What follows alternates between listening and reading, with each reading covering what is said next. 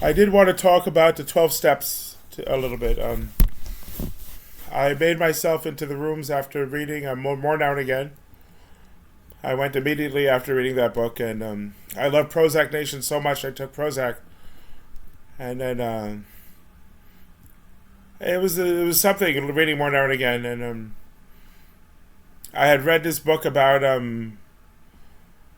attention deficit disorder, and that book really hit home. And then I read 80 that book More Now and Again, and that hit home too. So I felt a sense of belonging in the rooms of Alcoholics Anonymous, and I grew up. My dad drank growing up, and I started drinking at the age of where kids drink. As far as the drinking age is concerned, I think a person should be allowed to drink if they're going to fight for their country and die. That they should at least. I mean, I don't know if it's right. Drinking is tamasic, but that doesn't mean that. Well, we're at this question of is orthodoxy. Is it enforceable by law? Some sort of orthodoxy, and people are born into different sets of circumstances. And Jesus drank wine, and I was looking at wine today. At the Lilith Cafe, I was looking for Ed wine. I didn't take the bottle, but I think I picked the bottle up, and a fat bastard wine. And I used to call Jason Jacobus fat bastard, so I picked up the fat bastard wine. And but Jesus drank, and I don't know if drinking is tamasic, but I don't see how orthodoxy can be enforced by law. You're born into whatever circumstances you're born into, and your God decides where your soul incarnates, who's your mother, who's your father, where you're born, and for whatever reasons, and I just don't see how orthodoxy can be enforced by law. But at the same time, in cultures like Denmark, where you drink, or maybe serving for the military, dying for a country without drinking, being allowed to drink is wrong. So I'll go that far and say that. But there are these goods in economics, and there are these goods that substitute or complement each other, or they're perfect substitutes. And in my view, AA and drinking are like those goods in economics, and you pick up these amazing life skills, and the 12 steps teach you how to deal with life, and you have a support network. And you have a really fulfilling life also, because you're engaged in service, and a meaningful life. And it's just a wonderful existence. And I do want to start a 12-step for life program and make those meetings a part of my organization, and ask my devotees to learn the 12 steps.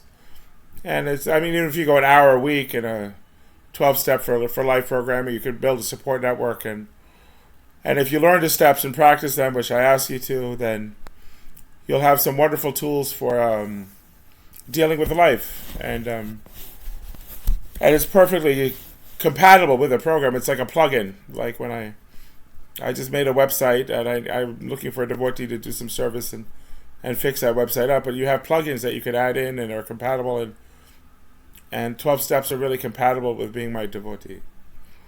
Obviously, I'm putting Buddhism into Hinduism, with the teachings of Sri Buddha into Hinduism. And I've asked them to do so by just making the teachings of Sri Buddha, the scripture, Upanishads. And I guess I have written Upanishads. I don't know which Rishi I was, but I am the father of Hinduism, because I am Nara, and Hinduism would start with me. So you see how the 12 steps, the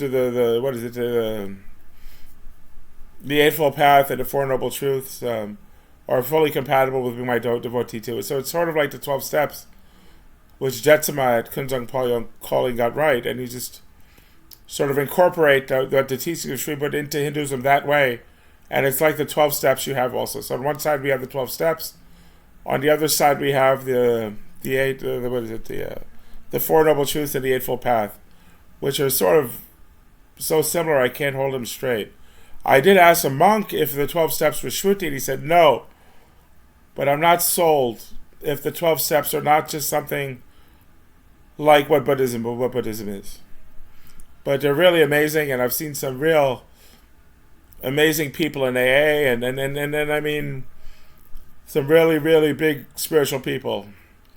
And I say that people who arrest their disease of alcoholism, practicing a program and getting a daily reprieve, arresting their addiction, which they're powerless over in those cases, those people are true priests because they understand Scripture, but they're sort of an embodiment of that truth, of that application of Scripture. There's proof that they've grasped that, and they've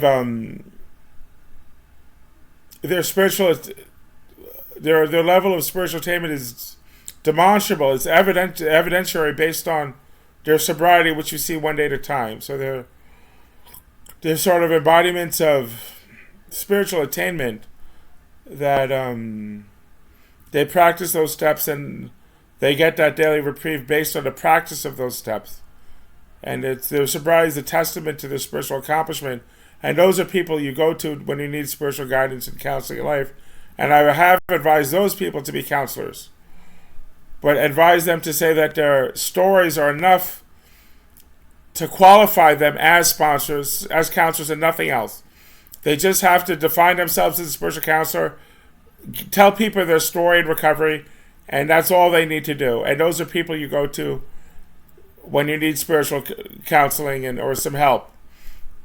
I'm short of psychology and therapy and long pastoral counseling, and that is sort of pastoral counseling in a sense. It's like Buddhism. The 12 steps are like Buddhism. It's very, very similar. But I do want 12-step programs in my program, my organization, 12 Steps for Life, and I'm just a huge fan of the program. There's fellowship, and you meet people, and you get to hang out with friends and connect and do things, and it's just life on a different plane. And alcohol on the other end of the spectrum is very, very straight, given what alcohol offers in the sense that it is tamasic. So alcohol is still tamasic, but it does give you that. It gives you something, which is why people use alcohol.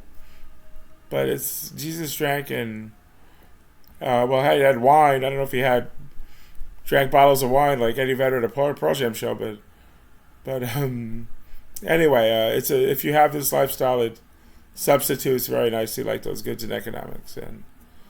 And I do want the 12 steps to be part of my program, and I've seen what life skills you can have practicing the 12 steps, which I see very, very almost identical, straight, similar to Buddhism, which are like two plugins that you just plug into me, and you worship me, and you have these two plugins of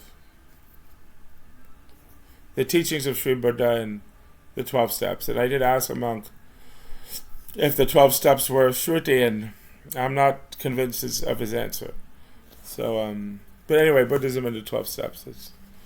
And me, you just plug them in. You don't have to pay any extra. You just plug them.